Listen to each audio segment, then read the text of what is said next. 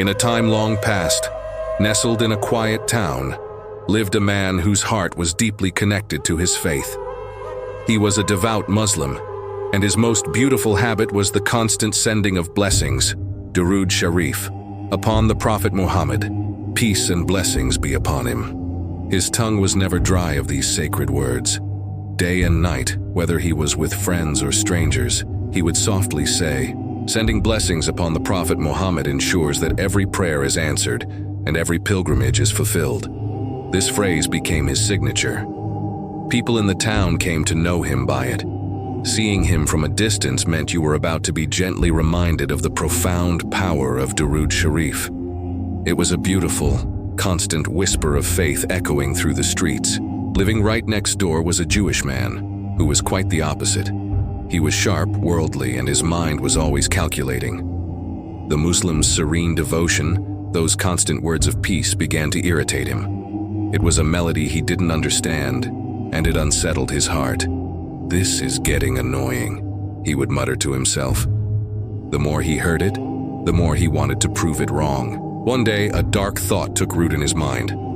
"If I can expose this man as a fraud," he schemed, "if I can show everyone his words are empty, he will finally be quiet. I will disgrace him, and his little saying will be forgotten forever."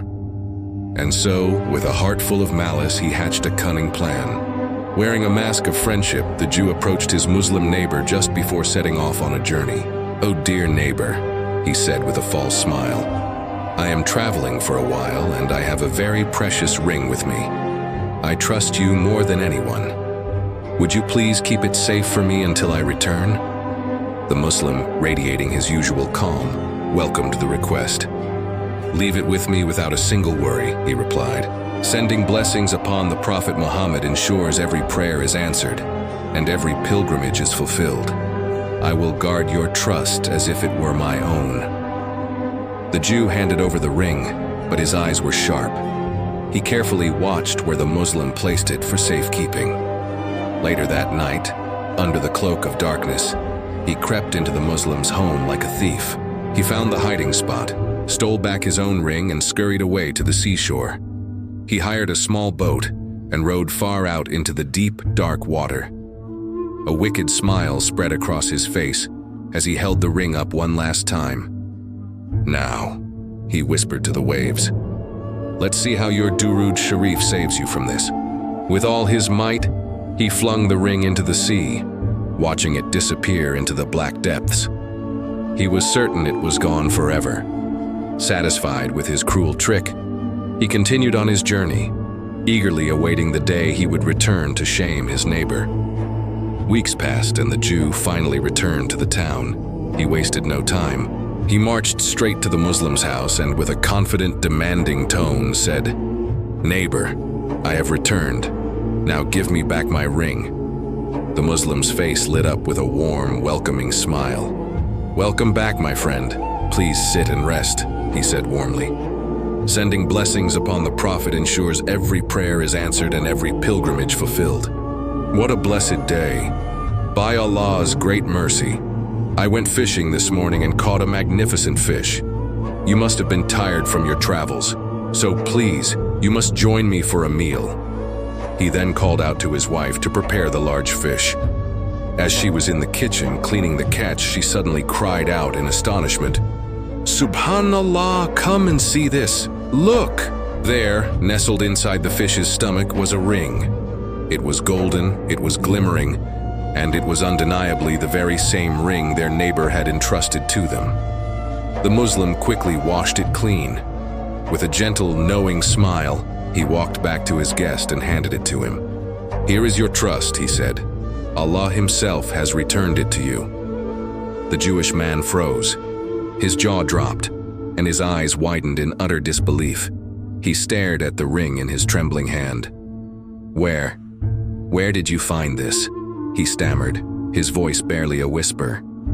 The Muslim replied softly, "We searched everywhere for it when you asked, but it was nowhere to be found. We were so worried. But then today Allah placed it in the belly of this fish and guided it to my hook. He is the ultimate protector of all trusts, and it is by the blessing of sending Durood upon the Prophet that you have received your ring back." The color drained from the Jew's face. His carefully constructed world of logic and reason came crashing down. He whispered, his voice trembling with awe and fear, "But I threw this exact ring into the deepest part of the sea. I was certain it was lost forever, and yet, here it is. It has come back to me, through you." Tears began to stream down his face, washing away the pride and skepticism that had hardened his heart. In that one powerful moment, he understood. He realized that no human trick, no clever scheme could ever overpower the divine blessings connected to the Prophet Muhammad.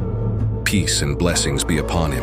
His lips trembled as he spoke the words that would change his life forever. "Your words are true. They have always been true. Indeed, every prayer is answered, and every need is fulfilled by sending blessings upon the Prophet. I now bear witness that there is no God but Allah, and that Muhammad is his messenger." And just like that, the man who came to expose a lie found the ultimate truth. His heart, once filled with darkness, was now flooded with light as he embraced Islam. This powerful story is a beautiful reminder for all of us. Durood Shareef is not just a phrase, it is a shield, a blessing, and a key that unlocks the doors of mercy and acceptance. It has the power to turn enemies into friends, despair into hope, and the impossible into a miracle. Thank you so much for watching and sharing this moment with us. If this story touched your heart, please like, share, and subscribe to our channel for more inspiring content. May peace and blessings be upon you.